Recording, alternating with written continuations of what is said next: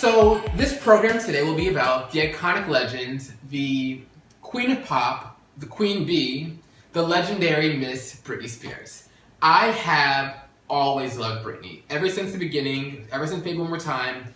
To many people, I think she is the ideal American dream. You know, she's not, her vocals aren't the strongest of female singers, but she's a performer and she definitely puts on a damn good show and makes damn good music. And you can't help but, you know, call her a legend after you think about everything that she's been through. She's been through so much already, and she's only 35 years old. People have literally like counted her out. I remember back during that time period, I read an article saying that like the news, and when I say the news, I don't mean like CNN, I mean like the news, like AP, like New York Times, like the big Associated Press, like those kind of news, like the real news people, they had her obituary just ready to go because things were getting so crazy, and people just felt like at any moment now she could be gone. So they had her obituary just ready to go, and like a full video package and everything just in case. That's scary to think about, but she's still here. Like, she really is a living legend. Living legend you can look but don't touch. I've seen Britney now 5 times, I think. I saw Dream Within Dream was my first one, and then she did a random show in DC for the kickoff of the 2003 NFL season. And after that I was going to go see her at the Honest Hotel, but she hurt her ankle. She had a bad knee. She's always had a bad knee. She hurt her knee then and canceled the rest of the tour before it got to Maryland. But there have been rumors that because that was the beginning of K-Fed phase, that she just wanted a break from, you know, celebrity and just wanted to live her life. But, you know, whatever. Then I saw her at the Circus Tour, of course, and Femme Fatale, and Vegas. So I've seen her 6 times. So I've seen her 6 times. I've never met her. I don't know if I want to meet her. RuPaul has always said that you should never, ever, ever meet your pop stars because once you meet them, it ruins the fantasy forever. The fantasy has been ruined a long time ago with me and Britney, so it's not even about that. I just think it'd be weird. Do you know what I mean? Like, somebody that you've looked up to, somebody that you've seen a million times, and now you're just like face-to-face talking to them. I just think that would just be a weird experience all around. I'm sure, I think maybe at some point down the line, I might change my mind. I might want to meet her, but right now, there was a time when I was like, absolutely not. But now I'm kind of coming around to it. I just think it would be a weird meeting. When I saw her in Vegas back in March, I was in the front row of the pit, front row. Like, I was 5 feet away from her the whole show. And to me, that was enough. Like, that was good enough for me. So yeah, I don't know if I'd actually want to meet her though. Maybe. We'll see. You never know. So recently she's been making a lot more public appearances, which is saying a lot. First of all, since like 2007, she's been really, really shy. She doesn't make many public appearances unless she has something to promote.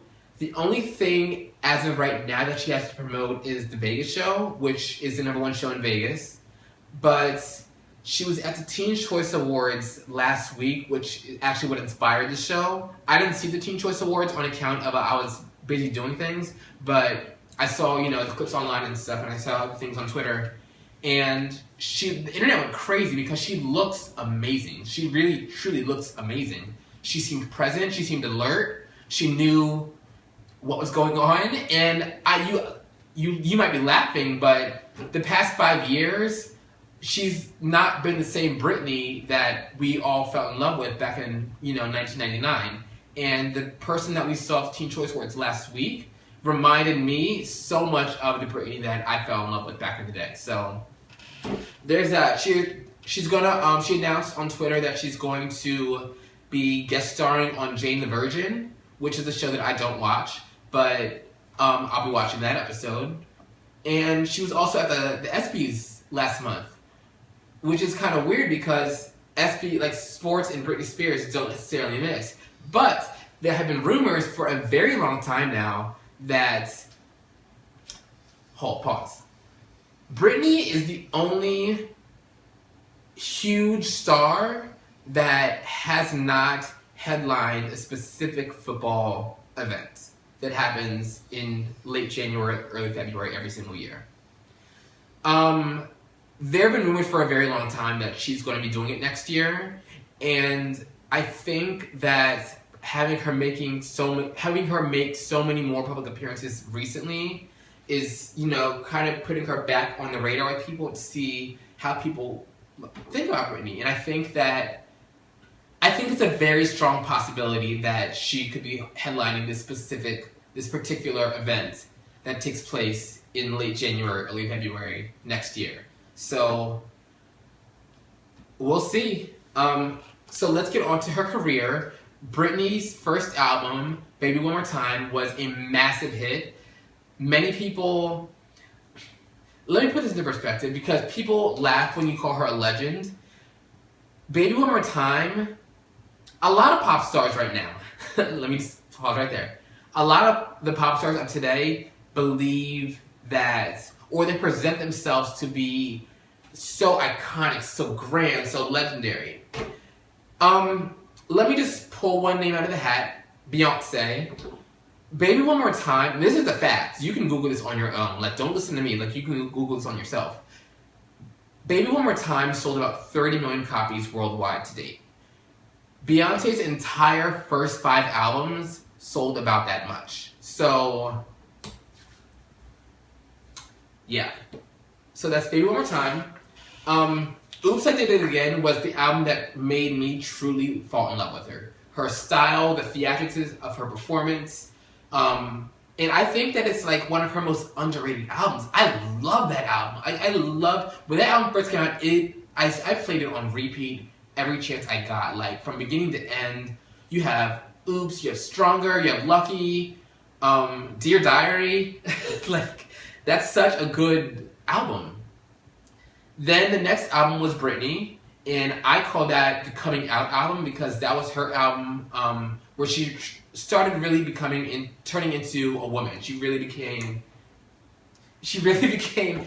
grew into her own, and also that album is really, really personal to me because it helped me come out of the closet. And I can tell you the whole coming out story later, but this is all about Britney. But that was the album that I first realized that I was gay during that album. So yeah, there's a song in there called "What It's Like to Be Me."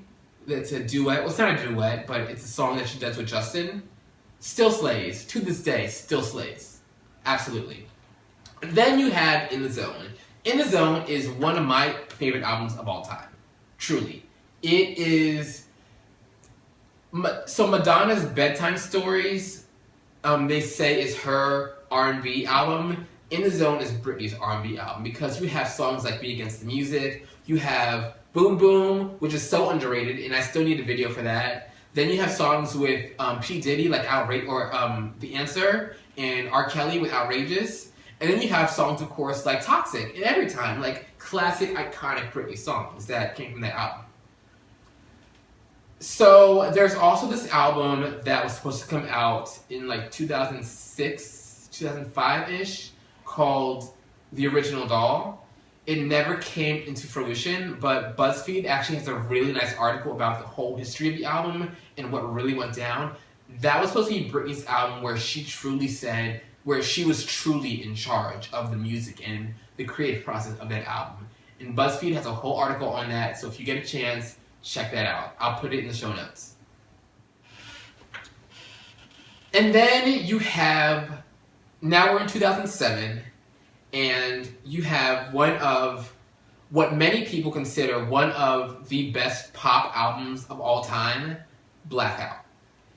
That, to me, is her Thriller. Even though it's not as big of a commercial success as Thriller, financially, but, I mean, that is a defining moment in her career. It is an album that came out at the height of our culture's fascination and obsession with pop culture and celebrity. She was the poster child of that, being Britney Spears, being the biggest star at the time. She would walk out of her house and she'd have literally like hundreds of paparazzi follow her wherever she went, which is insane. You can go online still on YouTube and see the videos of her just like trying to live her life, and she can't get through it. That was the time period that gave us this iconic picture, which...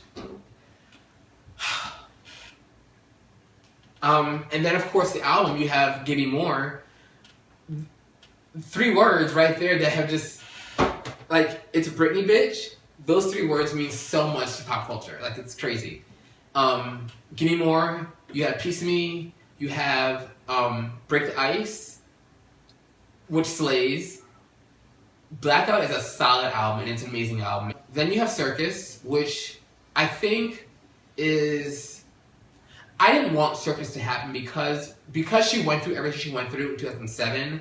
Circus came out a year later. She had been in and out of the hospital a lot. It's clear that she wasn't all there, but she put out this album, or they put out this album, like less than a year after she got out of the hospital. I thought she needed more time. I would have needed more time, having to go through everything that she went through, but it's a good solid album. The Circus tour I liked it because it was good to see her back again. Opening night of the tour, she did it in Louisiana, and she actually cried. The opening of the tour is her descending from the rafters on this big giant like pedestal. It's awesome. It's really awesome. And there's pictures of her like crying because this is her first big thing since her big breakdown. And yeah, it's not my favorite tour, but it's a good, solid album, I guess. Anyway, Femme Fatale.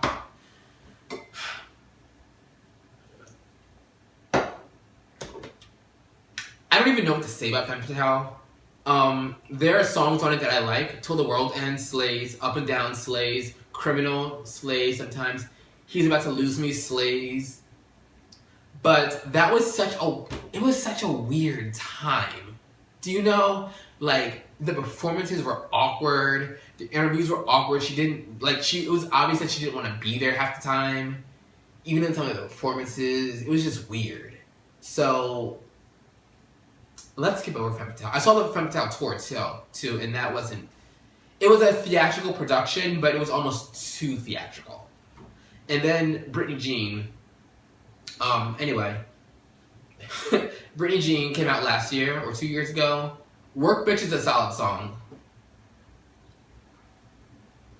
But she's in Vegas now. Shout out to everybody in Vegas. That's actually a really good show. I saw it back in March, and I had a really good time. It's just a really good show for anybody to see because anybody can get up and dance and relate to Britney's music. So those are her albums. Her catalog, of course, is... I mean, she's been in the game for 15 years now. Her catalog is huge. A fun fact about me is that I can list all of her singles in chronological order. So you start off with... Baby... I'm closing this because I don't want you to think that I'm cheating. So I'm just going to close it. Baby One More Time. Then you have Sometimes, which is one of my favorite songs ever. Crazy. Then you have From the Bottom of My Broken Heart. Then you have the European side, you have Born to Make You Happy. And then we go into Oops, I Did It Again, Lucky, Stronger, Don't Let Me Be the Last to Know. Then you go into Britney, so you have Slave, you have Not a Girl, Not Yet a Woman, you have Overprotected, including the remix, and then you have Boys. And then you go into In the Zone, so you have Me Against the Music, Toxic, Every Time, and I'm also going to throw in Outrageous because that was her next single, but then she got hurt. But she started filming the video for it, actually here in New York with Snoop Dogg. That footage is all online too. Then you have the weird years. So you have My Prerogative and Do Something, and then you go into Someday I'll Understand, which is a beautiful, beautiful ballad. Then you go into Blackout. So you have Give Me More, Piece of Me, Break the Ice, and then that was it for Blackout. And then Radar, but that's came in later, but whatever. Circus, you have Womanizer, Circus, If You Seek Amy, and then Radar. Radar's a Blackout song though, but whatever. Femme Fatale, Hold It Against Me, Till the World Ends, I Wanna Go, and Criminal. And then you have Britney Jean, which is Work Bitch and Perfume. And there's also three. Three goes in between Circus, so in between If You Seek Amy, in between Radar and Hold It Against Me. The single 3. 1, 2, 3, not only you and me. Anyway. So that's Britney. That's a Britney show. I'll get to my coming out story later, I promise. I really will. But that's the show for this week. And I will see you online. I'll talk to you later. Bye! It was great. It was great.